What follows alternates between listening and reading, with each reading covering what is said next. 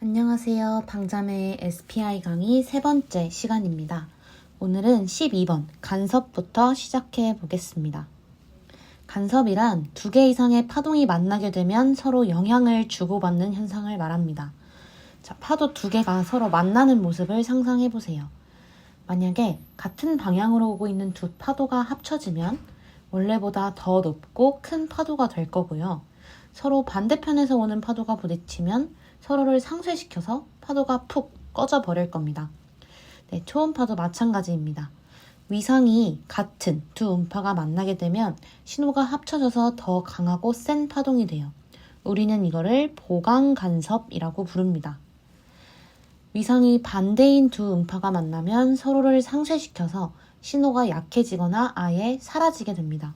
우리는 이것을 상쇄간섭이라고 부릅니다. 자, 이러한 특징을 이용하면 우리가 강한 초음파를 만들고 싶을 땐 보강간섭을 일으키면 되고, 가장자리에서 나오는 불필요한 초음파를 없애고 싶을 땐 상쇄간섭을 이용해서 신호를 약하게 만들 수 있겠죠. 이것에 관해서는 뒷부분에 또 자세하게 나오니까 오늘은 이 정도만 알고 넘어가겠습니다. 여기 아래 그림을 보시면 좀 더 이해하시기가 편하실 거예요. 자, 이 첫 번째 그림을 볼게요. 마이너스 위상과 마이너스 위상이 만나서 더 큰 마이너스 위상이 되었습니다. 플러스 위상과 플러스 위상이 합쳐져서 더 큰 플러스 위상이 되었습니다. 우리는 이것을 보강간섭이라고 부릅니다. 네, 보강간섭. 자, 아래 그림도 볼게요. 마이너스와 플러스가 만나서 상쇄되어서 0이 되고, 플러스와 마이너스가 만나서 상쇄되어 0이 되었습니다. 우리는 이것을 상쇄간섭이라고 부릅니다. 쉽죠? 다음은 13번 데시벨에 대해서 한번 알아보겠습니다. 자, 공식도 많고 표도 많아 보이죠? 천천히 설명드리겠습니다. 우리가 시끄럽게 떠드는 친구한테 야, 너 목소리 데시벨 좀 낮춰 라고 이야기하잖아요. 데시벨은 음파의 세기를 나타내는 단위입니다. 그런데 데시벨은 절대적인 값이 아니라 상대적인 값입니다. Relative Scale이라고 합니다. 우리가 조용한 도서관에서 이야기를 할 때는 아주 작은 소리로 소근소근 말을 해도 주변 소음보다 훨씬 크게 느껴지죠. 반대로 시끄러운 콘서트장에서 똑같은 크기로 말을 하면 어떨까요? 네, 주변 소음에 묻혀서 아예 들리지도 않을 겁니다. 즉, 똑같은 목소리 크기라도 어떤 기준과 비교하느냐에 따라 그 소리의 영향력은 완전히 달라집니다. 초음파에서도 처음에 쏜 초음파에 비해서 인체 조직을 통과하고 돌아온 신호가 얼마나 커졌는가 혹은 얼마나 줄어들었는가처럼 두 값을 비교한 비율을 나타낸 것이 바로 데시벨입니다. 처음에 쏜 초음파 신호의 크기가 기준이 되어서 기준이 되는 소리와 비교를 했을 때 몇 배나 커졌는지 혹은 몇 배나 감소했는지를 나타내는 상대적인 비율인 겁니다. 우리는 이것을 계산하기 위해 로그 스케일을 사용해요. 자, 이 아래 네모칸에 있는 수식을 보겠습니다. 자, 기준이 되는 초음파의 강도 I1이 분모 자리에 있고요. 나중신호, 즉 변화된 값인 I2가 분자 자리에 있습니다. 자, 이 분수는 단순하게 나중 신호가 처음 신호보다 몇 배 커졌는가를 나타내는 비율이죠. 여기다가 이 로그를 붙여서 복잡하고 너무 큰 숫자를 좀 다루기 쉬운 숫자로 바꿔주는 거예요. 예를 들어 강도가 처음 신호에 비해서 10배 증가했다면 로그 10이기 때문에 1이 되겠고요. 강도가 만약에 100이 증가했다면 로그 100이기 때문에 2가 됩니다. 그러면 100만이라는 숫자를 넣게 되면 어떻게 될까요? 네, 로그 100만은 6이 되는 겁니다. 10의 6승이니까요.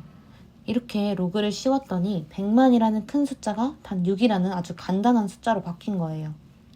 그러면 여기 앞에 이 10은 왜 곱하는 걸까요? 원래 소리의 상대적인 비율을 나타내는 기본 단위는 벨입니다. 근데 1벨, 2벨은 단위가 너무 커서 소수점 계산을 줄이기 위해서 이 벨의 10분의 1 크기인 데시벨을 표준 단위로 정했대요. 그래서 벨 단위로 구한 값에다가 10을 곱해서 데시벨 단위로 만들어주는 겁니다. 자, 이 공식을 눈으로 사진 찍듯이 기억하시면 되겠습니다. 그럼 제가 문제를 한번 내볼게요. 강도가 100배 증가했다면 데시벨은 얼마일까요? 네, 로그 100에 10을 곱하면 되니까 20데시벨이 되겠네요. 그러면 그 아래에 네모칸에 써진 공식도 이어서 보겠습니다. 여기 강도 I 대신에 진폭 A로 바뀌었죠? 네, 강도 대신 진폭으로 바꿔 표현하고 싶다면 이 앞에 10 대신에 20을 곱해야 합니다. 앞에서 배웠던 강도는 진폭의 제곱에 비례한다는 공식 기억하시죠? 강도 대신 진폭을 이 수식에 대입을 하는 겁니다. 로그 성질에 의해서 이 제곱수가 앞으로 튕겨 나가면서 기존의 10과 곱해져서 20이 되는 거죠. 하지만 여러분, 이번에도 마찬가지로 이렇게 복잡한 로그 수식을 직접 계산하지 않도록 도와주는 법칙이 있습니다. 바로 3데시벨 룰입니다. 자, 증폭 기능을 이용해서 초음파 신호를 2배 증가시켰으면 플러스 3데시벨이 된다는 겁니다. 그럼 증폭 기능을 이용해서 강도를 4배, 즉 2의 제곱만큼 올리면요. 네, 그것의 2배인 플러스 6데시벨이 되는 겁니다. 강도를 8배, 즉 2의 3승만큼 올리게 되면 그것의 3배인 플러스 9데시벨이 되는 겁니다. 자, 그 반대의 경우도 한번 생각해 볼게요. 초음파가 우리 몸속 장기를 통과할 때 에너지는 점점 감소하게 됩니다. 처음에 쏜 초음파의 에너지가 100이었다고 한번 가정을 해볼게요. 근데 초음파가 몸속 깊이 들어가면서 감쇄되어서 에너지가 절반으로 줄어들어서 50%가 되었습니다. 이땐 에너지가 절반으로 줄었다를 데시벨로 표현을 하게 되면 마이너스 3데시벨이 됩니다. 자, 만약에 50%의 반토막인 25%가 되면 어떻게 될까요? 네, 4분의 1토막이 난 것이기 때문에 마이너스 6데시벨이 됩니다. 그럼 여기서 한 번 더 반토막이 나게 되면요. 네, 8분의 1토막이 난 것이기 때문에 마이너스 9데시벨이 되는 겁니다. 자, 진폭의 경우에는 여기에 2를 곱하기만 하면 되는 겁니다. 그래서 6데시벨 룰이라고 부릅니다. 어때요? 복잡한 로그 공식 없이도 바로 답을 구할 수 있으니까 편리하죠? 자, 그럼 제가 문제를 한번 내보겠습니다. 초음파가 조직을 통과하면서 강도가 원래 16분의 1로 줄었습니다. 데시벨의 변화량은 얼마일까요? 네, 한번 풀이를 해볼게요. 강도가 16분의 1이 되었다는 건 반토막이 총 4번 났다는 것을 의미합니다. 그럼 3데시벨 룰에 적용을 해서 이 3에 4를 곱한 12데시벨이 감소되었다 라고 풀이하시면 되겠습니다. 그래서 정답은 마이너스 12데시벨입니다. SPI 시험은 문제은행 방식으로 시험에 출제됩니다. 제가 본 시험에도 3데시벨 룰이 나왔으니까 여러분의 시험에도 나올 확률이 아주 높겠죠. 그럼 이제 다음 페이지로 넘어가겠습니다. 네, 감쇄가 나왔는데요. 감쇄도 정말 중요한 핵심 개념입니다. 첫 번째 줄 의미를 보겠습니다. 감쇄란 음파가 매질을 통과하면서 진폭과 강도가 감소하는 현상을 말합니다. 초음파가 몸속을 투과할수록 에너지를 잃게 되는데 이렇게 약해진 신호가 반사되어서 프로브로 돌아오면 영상에는 어둡게 표시가 됩니다. 반사파의 신호가 약하면 어둡게 보인다 라고 생각하시면 됩니다. 자, 만약에 뼈처럼 감쇄가 아주 강한 물질을 만나게 됐으면 음파가 거의 다 흡수가 되어버립니다. 이 뼈에 다 음파가 흡수가 되어버려요. 그러면 그 뼈 뒤에 있는 깊은 곳까지 도달할 초음파가 남아있지 않게 됩니다. 그럼 뼈 뒤에는 전부 새카맣게 보이는 그림자인 어쿠스틱 섀도우가 생기게 되는 겁니다. 네, 이 감쇄의 단위는 앞에서 배운 데시벨을 사용하고요. 이 아래 네모칸에 있는 수식을 한번 보겠습니다. 감쇄는 감쇄 괴수 곱하기 투과 깊이로 구할 수 있습니다. 여기서 그럼 이 감쇄 괴수란 무엇일까요? 아래로 내려가서 그 의미를 한번 살펴볼게요. 자, 음파가 매질을 통과할 때 1cm당 얼마나 감쇄되는지를 나타낸 수치입니다. 그러면 단위도 당연히 데시벨 퍼 센티미터가 되겠죠. 자, 이 아래 표를 보면 1MHz로 주파수는 고정이 된 상태에서 매질에 따른 감쇄 개수가 나와 있습니다. 여기를 보면 혈액은 액체라서 감쇄가 매우 적고요. 연부 조직은 0.5dB per cm입니다. 1cm 들어갈 때마다 약 0.5dB씩 감쇄된다는 것을 의미합니다. 그럼 뼈는 20dB per cm로 꽤 높은 편에 속하고요. 폐는 그것보다 더 높은 40dB per cm네요. 공기가 차 있는 폐는 감쇄 개수가 엄청나게 큽니다. 그래서 초음파가 잘 통과하지 못하는 것이에요. 자, 16번으로 내려가서 초음파 에너지의 감쇄가 일어나는 기전을 한번 알아보겠습니다. 첫 번째 기전은 흡수입니다. 초음파 에너지가 조직을 지나면서 열 에너지로 변환이 되어서 사라지는 현상을 말합니다. 이 흡수는 감쇄가 일어나는 가장 주된 원인이라는 거 꼭 알아두시고요. 다음은 반사입니다. reflection. 초음파가 진행하다가 서로 다른 두 조직의 경계면을 만나게 되면 매질의 음향 저항 차이로 인해서 에너지의 일부는 반사가 되고 나머지는 투과가 됩니다. 반사가 음향 저항 차이 때문에 일어난다고 말씀드렸는데요. 그럼 이 음향 저항, 음향 임피던스는 무엇일까요? 매질마다 가지고 있는 초음파에 대한 저항의 크기입니다. 음향 임피던스는 매질의 고유한 특성이므로 주파수의 영향을 받지 않는다는 점을 반드시 알아두시고요. 보통 표기는 Z로 합니다. 음향 임피던스는 매질의 밀도와 그 매질의 음속을 곱한 값으로 정의를 할 수 있습니다. 자, 이 공식 또한 암기를 해두셔야 합니다. 음향 임피던스의 단위로는 이 네일을 사용한다는 것도 추가적으로 알아두시고요. 자, 가장 중요한 거는 두 조직의 음향 임피던스 차이가 크면 클수록 반사가 더 많이 생기고 차이가 적으면 투과가 더 많이 된다는 겁니다.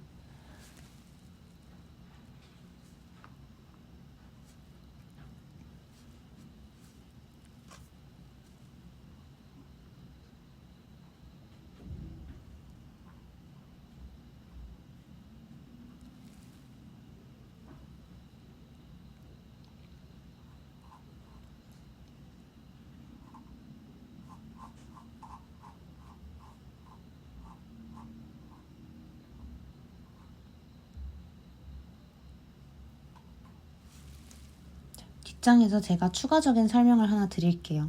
그림을 미리 그려놨는데요. 자, 첫 번째가 매질 A고 두 번째가 매질 B라고 가정했을 때 이 매질 사이의 경계면을 초음파가 부딪혔습니다. 경계면에 부딪혔습니다. 이 법선과 이루는 각도, 여기를 입사각이라고 부르고요. 이렇게 초음파가 매질의 경계면에 부딪혔을 때 일부는 반사되고 일부는 투과된다고 말씀드렸죠. 이 반사된 초음파 빔과 법선이 이루는 각도, 여기가 바로 반사각입니다. 자, 반사의 법칙에 의해서 입사각과 반사각의 크기는 항상 같습니다. 자, 입사된 초음파가 일부는 반사되고 나머지 일부는 투과되었습니다. 이 투과되면서 원래는 방향을 그대로 진행을 하여야 하지만 매질 간에 이제 음향 속도 차이가 발생을 하게 되면 굴절이 일어나거든요. 그래서 방향이 꺾였다고 가정을 하면 또 이 굴절된 선과 법선이 이루는 이 각도를 굴절각이라고 부릅니다. 이 굴절각에 대해서는 굴절 파트를 공부할 때 또 다시 한번 자세하게 알려드리겠습니다. 자, 그 아래 내려가서 이거는 교재에 없는 내용이라서 좀 필기를 해두시면 좋을 것 같아요. 제가 어떤 그림을 그려놓은 거냐면요. 자, 초음파가 두 조직, 매질 1과 매질 2, 두 조직의 경계면에 도달을 했습니다. 자, 이 초음파가 반사되거나 혹은 투과되거나 둘 중 하나입니다. 경계면에 도달한 초음파의 에너지가 만약에 이 100이라고 했을 때 반사된 에너지와 투과된 에너지를 합치면 항상 100이 된다는 겁니다. 이거를 수식으로 나타내면 이렇게 표현할 수 있습니다. IRC 더하기 ITC는 1이다. 즉 100%다. 이렇게 표기를 할 수 있는데요. 여기서 IRC는 입사된 전체 초음파 중 반사된 비율을 말하는 거고요. ITC는 입사된 전체 강도 중에 투과되는 비율을 말합니다.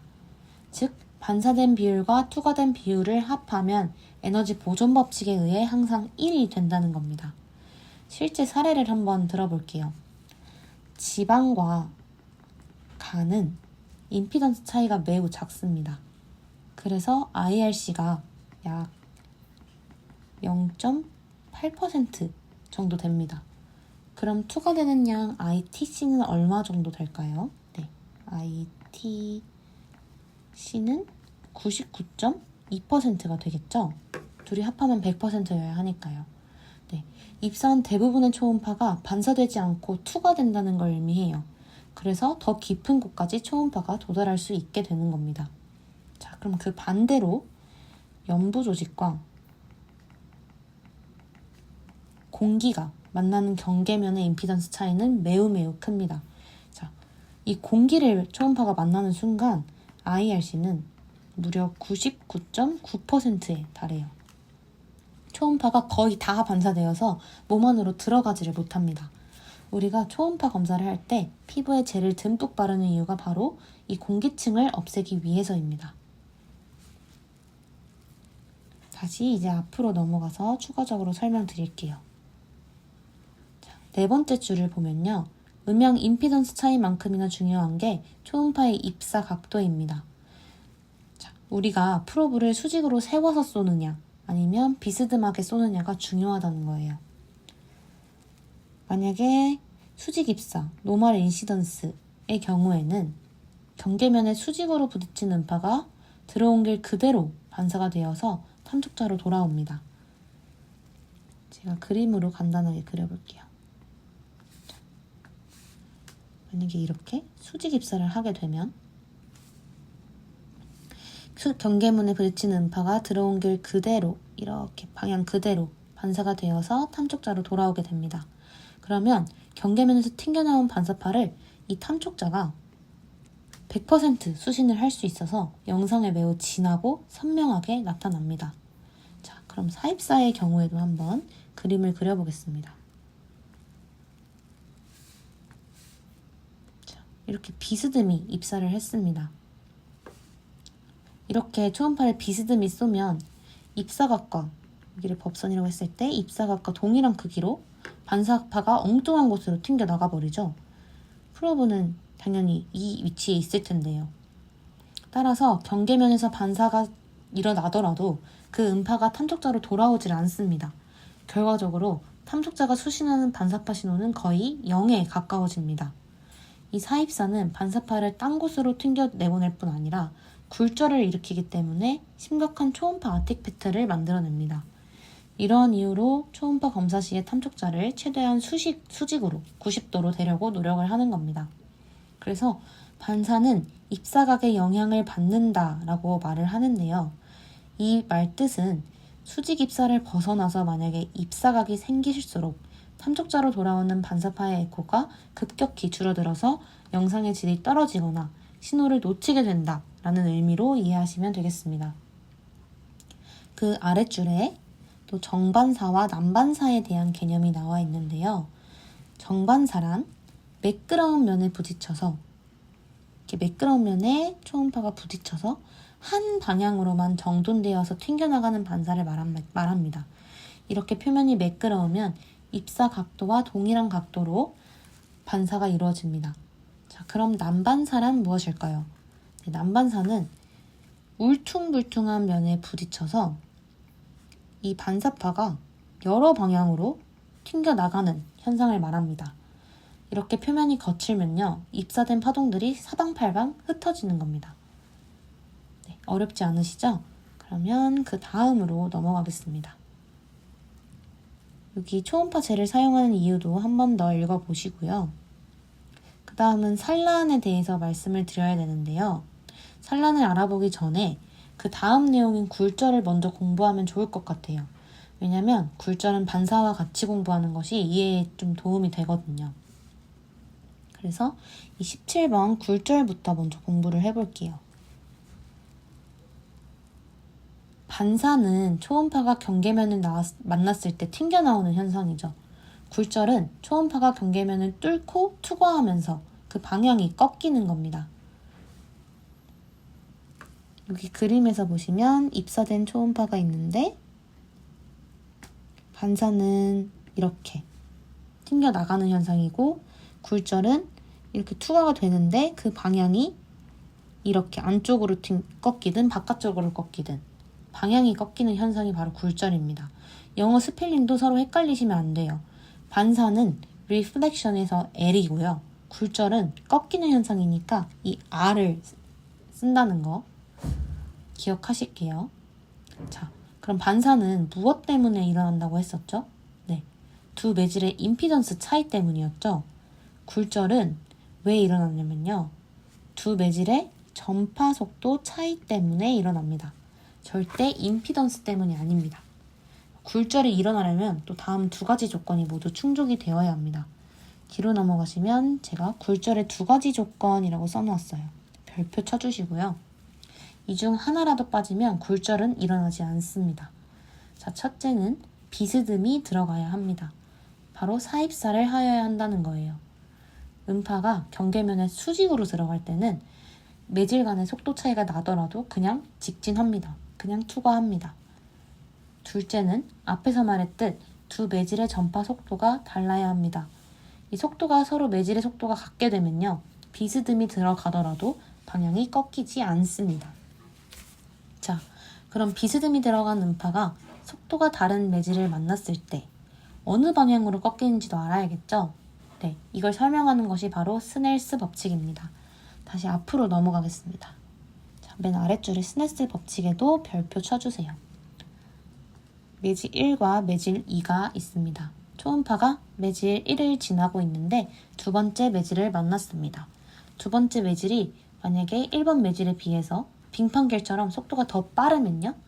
네, 음파가 이렇게 바깥쪽으로 꺾이게 됩니다. 즉, 굴절각이 커지는 거죠.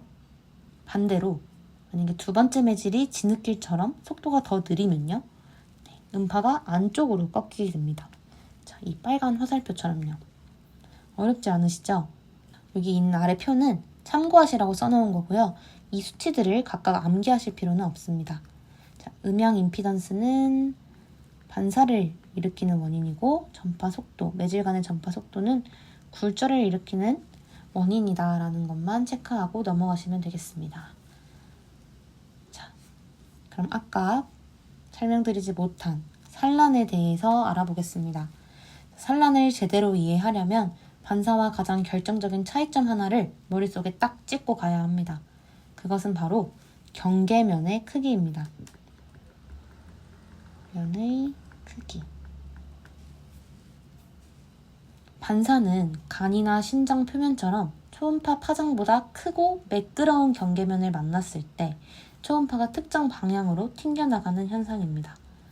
반면 산란은 초음파가 파장보다 훨씬 작은 입자나 울퉁불퉁하고 거친 경계면을 만났을 때 사방으로 사분오일 퍼지게 되는 현상입니다. 여기 첫 번째 줄 밑줄 쳐주세요. 그래서 혈액 속에 있는 적혈구나 간세포처럼 파장보다 작거나 울퉁불퉁한 입자에서 일어나는 현상인 겁니다. 영상에서 그럼 반사는 어떻게 보일까요? 네, 장기의 전체적인 형태와 윤곽선을 표현해줘요. 산란은 장기 내부의 질감, 텍스처와 음영을 표현해줍니다. 그러니까 반사와 산란 모두 우리한테는 되게 중요한 정보를 제공을 해주는 거죠. 자, 이제 산란이 일어날 때 발생하는 수많은 파동들이 서로 간섭을 이루면서 영상에서 전무늬 형태의 이 스페클 패턴을 만들어요. 그래서 이 질감 텍스처를 표현을 해주는 거거든요. 그래서 정상 간 조직은 부드러운 입자감으로 보이게 되는 거고 간이 딱딱해진 간경화 환자의 경우에는 거칠고 불규칙한 입자감으로 보이게 되는 겁니다. 산란은 에너지가 사방으로 퍼지기 때문에 프로브의 각도가 비스듬해도 일정량의 산란파가 항상 탐적자로 돌아오게 됩니다. 모든 방향으로 퍼지는 에너지 중에 프로브가 있는 방향, 즉 정반대 방향으로 되돌아오는 산란파를 우리는 후방산란, 백스캐터리라고 부릅니다. 이것도 추가로 필기해주세요. 네, 후방산란 백스캐터. 우리는 이 후방산란 덕분에 프로브의 각도와 상관없이 장기의 내부를 지속적으로 관찰할 수 있는 겁니다. 네, 또 추가적으로 시험에 자주 등장하는 산란의 한 종류를 설명드릴게요. 여기 맨 아래 바로 레일리 산란입니다. 반사체의 크기가 초음파의 파장보다 정말 극단적으로 작을 때 발생하는 산란을 말해요. 대표적인 예가 바로 적혈구 RBC입니다. 일반 산란에서는 그건 사방으로 퍼지기는 하지만 모든 방향으로 에너지가 균일하게 퍼지지는 않아요. 반면에 레일리 산란에서는 에너지가 모든 방향으로 균일하게 퍼집니다. 자, 이런 특징을 바로 옴니 디렉션이라고 합니다. 옴니 디렉션 개념을 이 아래로 끌고 볼게요. 정리를 해볼게요. 그럼 첫 번째, 일반 산란은 입자의 크기가 파장과 비슷하거나 약간 작은 수준에서 발생한다. 이 에너지는 사방으로 흩어지지만 특정 방향으로 좀 더 많이 쏠린다. 자, 두 번째, 레일리 산란은 파장보다 비교도 안 될 만큼 극단적으로 작은 입자 RBC에서 생긴다. 전후 좌우 360도 모든 방향으로 완벽하게 똑같은 세기로 구형을 그리며 퍼져나간다. 우리는 이것을 옴니 디렉션이라고 한다. 라고 정리하시면 되겠습니다. 자, 그러면 모듈 1의 마지막 내용인 초음파에서 사용하는 용어를 정리하고 이번 강의는 마무리하도록 하겠습니다. 자, 첫 번째로 영상의 밝기를 나타내는 용어에 대해서 알아볼게요. 정상 조직, 주로 간이나 신장 실질과 비교해서 상대적으로 표현하는 경우가 많이 있어요. 첫 번째, 어네코익, 무에코는 반사가 전혀 없이 모두 투과한 상태입니다. 화면에서 이렇게 완전 검은색으로 나타나요. 대표적으로는 낭종과 소변으로 차있는 방광 등이 이 무에코로 보이게 됩니다. 그리고 주변 조직보다, 이게 기준이라고 봤을 때 주변 조직보다 조금 더 어두운 회색으로 보인다면 하이포에코익, 저에코라고 부르고요. 반대로 주변 조직보다 좀 더 밝은 회색으로 보인다면 하이퍼에코익, 고에코라고 부릅니다. 주변과 명확히 구분이 되지 않고 비슷한 밝기를 띌 때는 등에코다, 아이소에코익하다고 표현합니다. 병변이 만약에 아이소에코익하다면 놓치기 쉽기 때문에 주의 깊게 살펴봐야 합니다. 질감을 나타내는 용어도 볼까요? 병변의 밝기를 확인을 했다면 이제 질감을 봐야 합니다. 에코 입자가 일정한 크기와 밝기로 고르게 분포되어 있어 매끄러운 질감인 경우에는 우리는 호모제니어스하다 라고 표현합니다.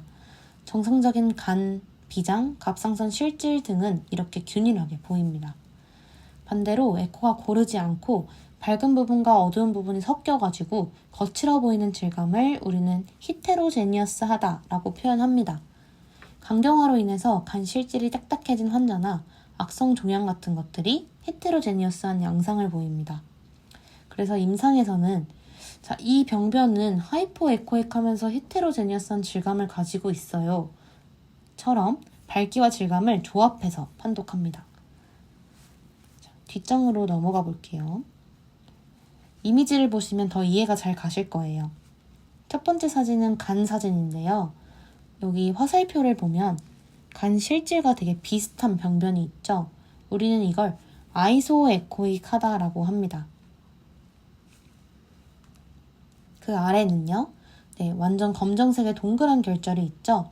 바로 물혹입니다. 우리는 이것을 어네코익하다라고 해요. 그 아래 세 번째 사진을 볼게요. 이거는 신장에 있는 병변인데요. 주변 조직보다 좀 더 밝은 회색을 띠고 있죠. 우리는 이걸 하이퍼에코익하다라고 합니다. 그 옆에는요. 네, 가로 세로 크기를 측정해 놓은 병변이 보이시죠? 여기는 주변 조직보다 에코가 어둡기 때문에 하이포에코익하다라고 표현합니다. 자, 그 뒷장으로 넘어가서 첫 번째 사진은 간경화 환자의 사진입니다. 밝은 부분과 어두운 부분이 서로 섞여 있죠. 우리는 이걸 거칠다는 의미의 헤테로제니어스하다라고 표현을 하고요. 그 아래 사진은 정상 간 조직입니다. 확실히 위 사진보다는 균일하고 부드럽게 느껴지죠? 네, 호모제니어스한 에코 텍스처다라고 판독하시면 되겠습니다. 네, 오늘 강의는 여기까지입니다.